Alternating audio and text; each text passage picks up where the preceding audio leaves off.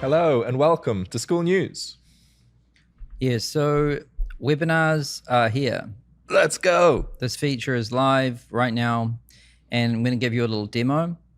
So now from the calendar, when you go to create an event, by default, we default to Skool call, which is like a meeting, but now there's an option for Skool webinar. Boom. Right? And you might be wondering, like, what is the difference between a call and a webinar? And the same thing happens when you click go live. So now I go to this page and there's an option for call or webinar, right? And it says here, call is collaborative group conversations and webinar is one-to-many presentation. Oh, just made a buck. Catching sound playing. So I'm in the webinar right now and I can see my attendees are just piling up. Right? So there's already 12 people in here, 14, 15, right?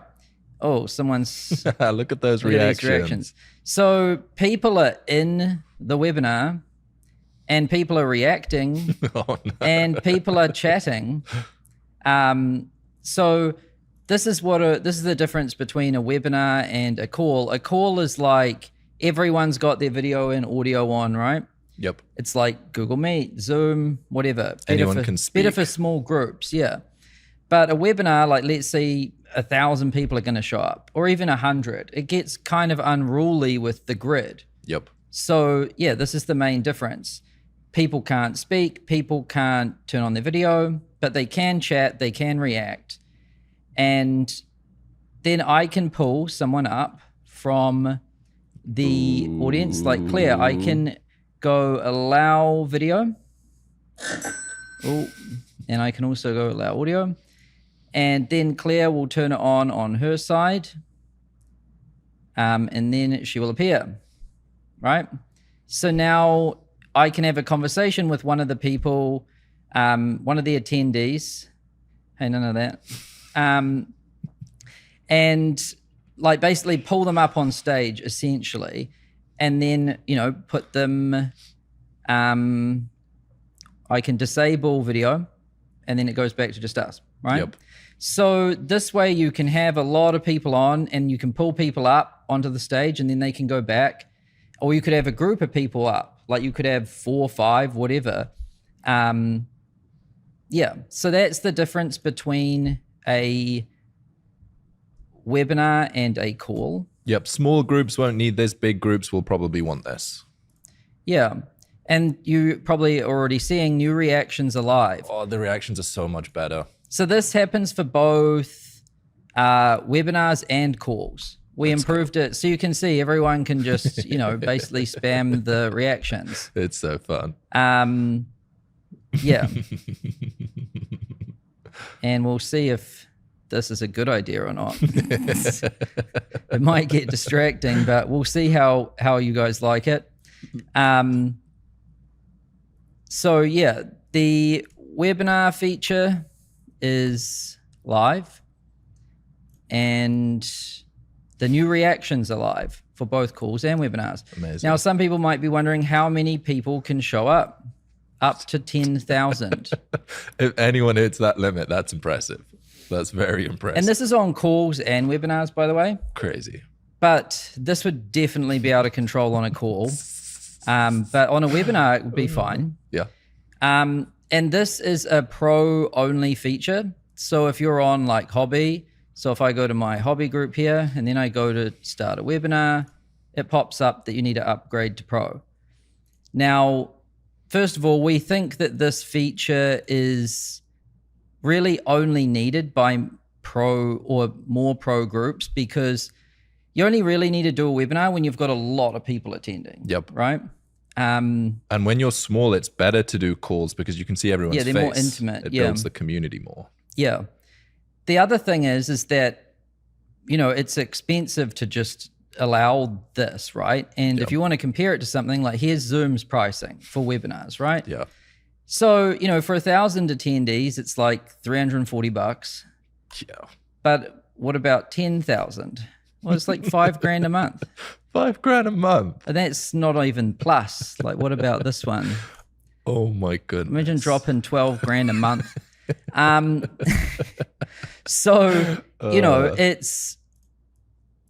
it's first of all, I do think it's only needed by bigger groups. And then even when you do compare it to Zoom and everything else, it's still super cheap. $5,000, $99.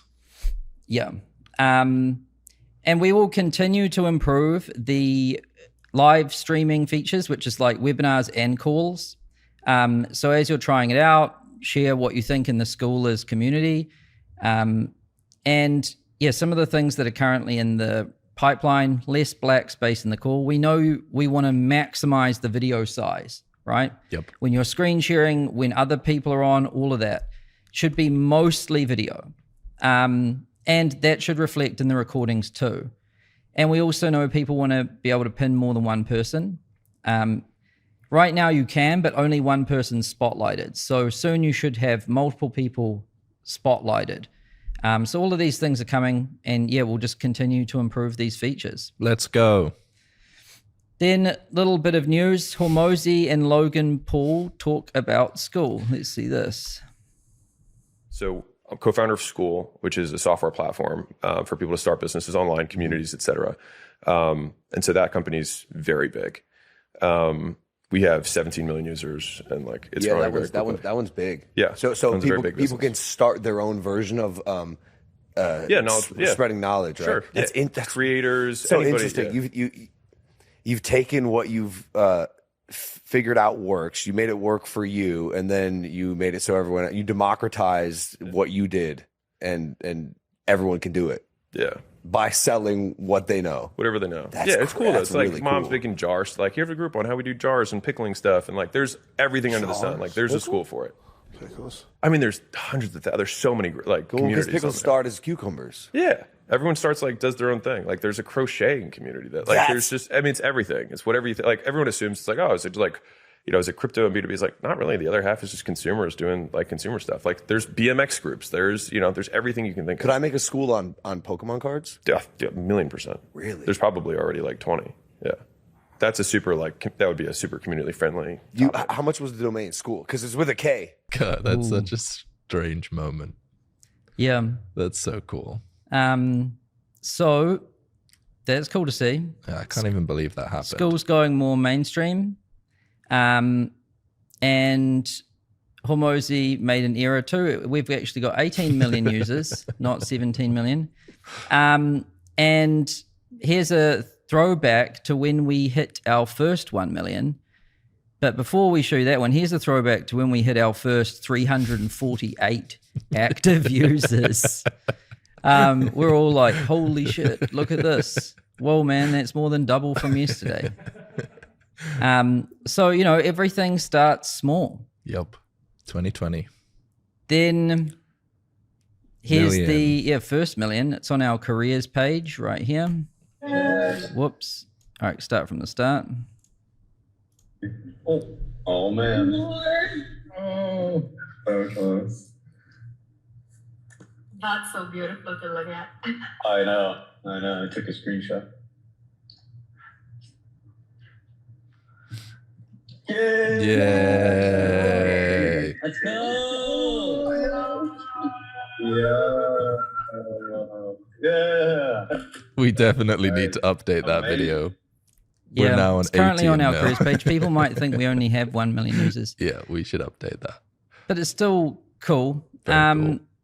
And what's cool about this is it took us like 4 years, I think, before we hit our first 1 million users. 4 years. And then, whoa, what is going on with my mouse? But now it happens every few weeks. It's crazy. Yeah. There's this quote, it's like nothing, then all at once. Yeah. Well, I think there's a good one I like, which is like, I think it's from Bill Gates. He said, I grossly overestimated what I could achieve in 1 year, but grossly underestimated what I could achieve in 10, right?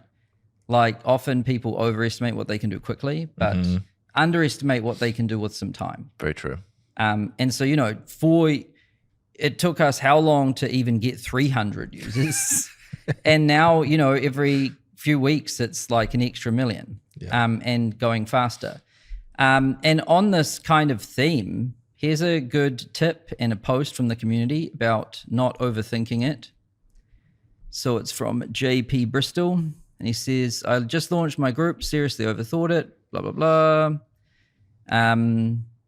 He signed up, then he did like nothing, full month of analysis paralysis.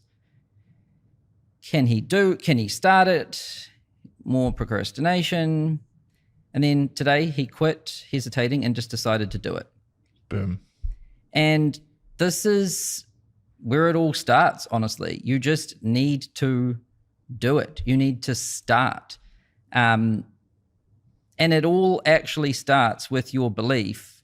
Like when you're building something, you need to believe in it before you expect anyone else to believe in it. Definitely no one believed in Skool early when I started it. Other than maybe my wife.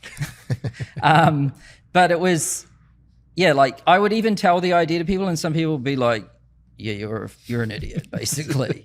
And then they were like, how's it going to make money? I was like, I don't know. Honestly, I didn't even know for a few years. Yeah. And all you really need is to believe in your ability to figure it out. Like, how are you going to grow it? I don't know. How are you going to make money? I don't know. Does anyone even want to use this? I don't know. But you have to believe in it first. You have to have the belief that, you know, you can feel something or see something. You've got some kind of vision or some feeling that this is what people want. And this is what, yeah. And that's all you've got in the beginning. And you just have to take the first step. You have to start.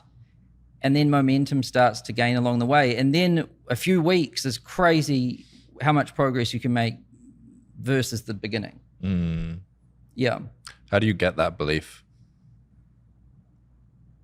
I don't know.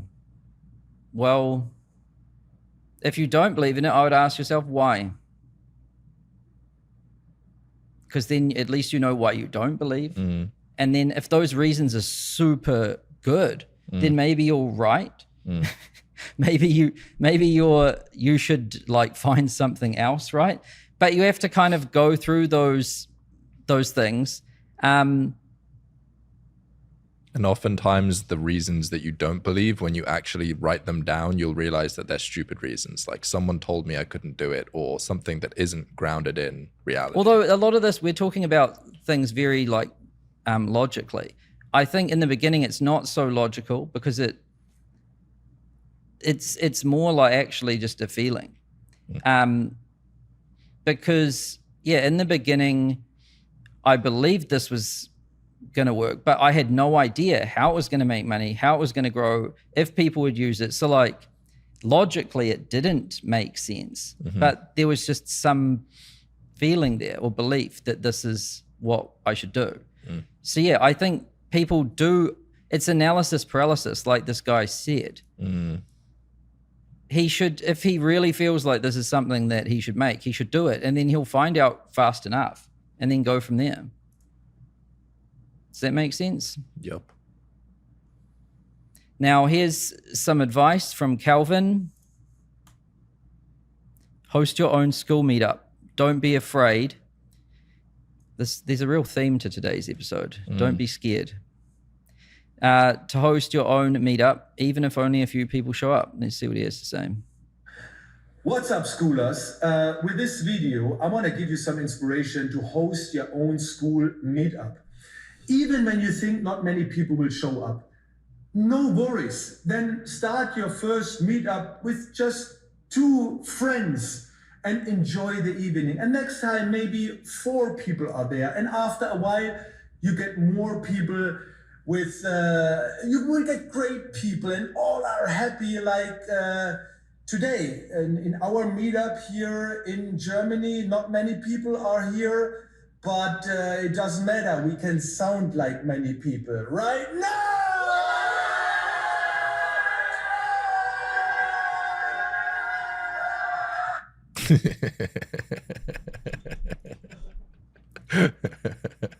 So, yeah, Calvin's advice, just do it.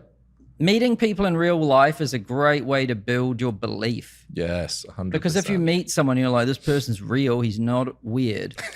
and he actually makes a full-time income on Skool, then you're probably going to have more belief. Yeah. Right? Instead of you saw this guy on the internet, you don't know if it's true or not. Yeah, meeting people in real life, making friends, and I think following your passion too. That's a key thing here, because you do know what you love, hopefully. Yeah.